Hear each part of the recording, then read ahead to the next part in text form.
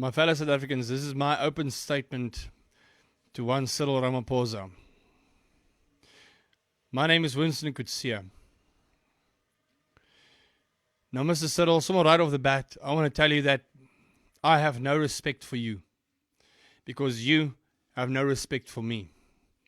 I don't like you because you don't like me. The reason being I'm saying these things, Cyril Ramaphosa, or Mr. Cyril Ramaphosa, is because you and your whole cabinet and your whole NCC, CC, whatever they are taking this country on a economic suicide.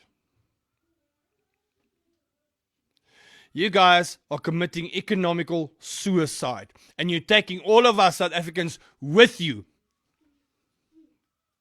As I'm sitting here, Ramaphosa, I'm in the process of losing my house, my car, my family. Everything I've worked for with these two hands, I am in the process of losing because of you and your council and your whatever you want to call it. And if you want to come talk about me about white privilege, or racism, or whatever you want to freaking call it, I'm going to stop you right there, in your tracks, right there. My dad had nothing growing up. He was a poor white man in South Africa growing up. Whatever he had, whatever he done to raise us children, he done with those two hands.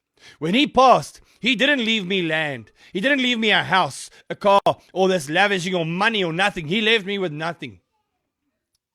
He left me with knowledge. He left me with how to use these two things to earn a living. Everything I've worked for, Ramaphosa, you and your whole cabinet of so-called experts have taken away from me. You have destroyed everything I've built. You want to come talk about economics in this country, in that country. You know what, Ramaphosa? You are as happy as can be. Because your bank account just went up with this whole lockdown. Dlamini Zuma just went up with this whole lockdown. And you, Ramaphosa, like Mr. Mugabe, you already moved your assets overseas. You and your brother, Robert Mugabe, is exactly the same. You're doing exactly the same thing. But let's look at Robert Mugabe. You know what? Robert Mugabe, in his one statement, he said, "You, Blair, keep your England. I will keep my Zimbabwe." Do you know what? When the shit hit the fan in Zimbabwe, what did Robert Mugabe do? He took the first plane out of there. He didn't even die in his Zimbabwe. He didn't even die there. And you, Ramaphosa, is going to do the same thing. As soon as shit hits the fan in South Africa, you will be on the first plane out of here to your holiday destination, wherever you put your money.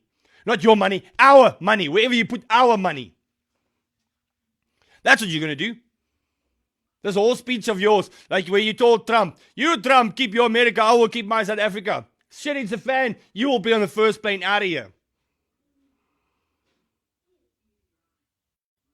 You and your canonis have stolen this country dry, and now you're leaving us to burn.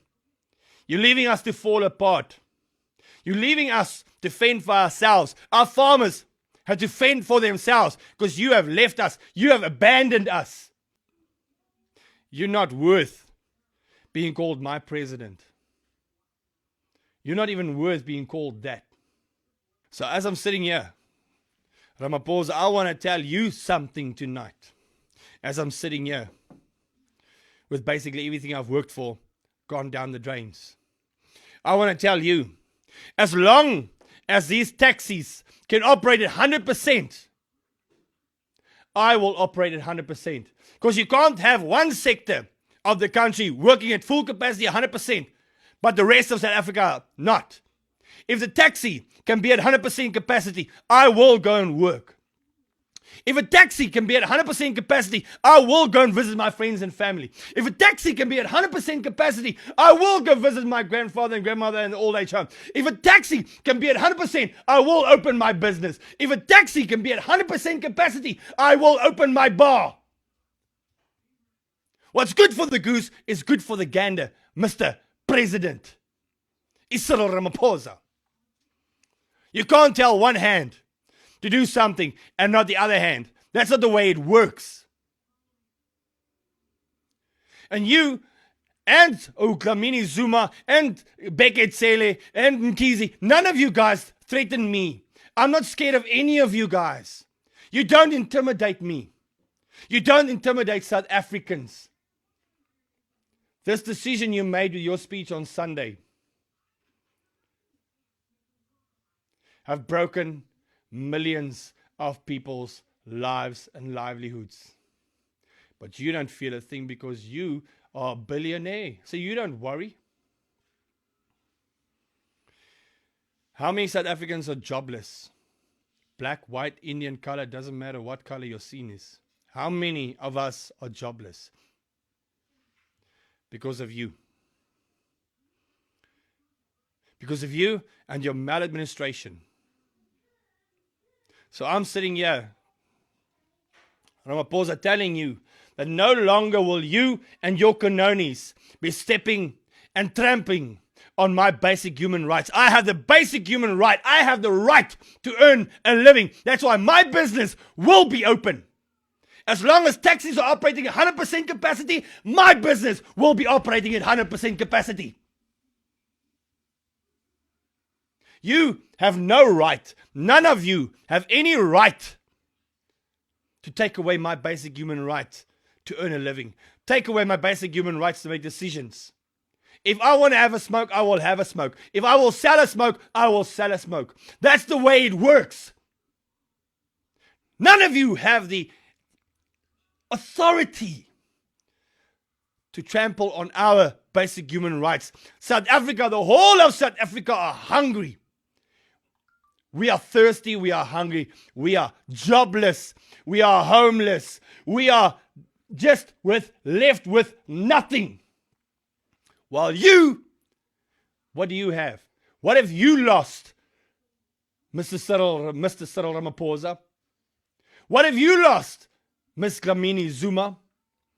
What have you lost, Beketsele? What have you lost, Mkhize? What have any of you ministers lost? Nothing. In fact, some of you have gained during this lockdown a whole lot.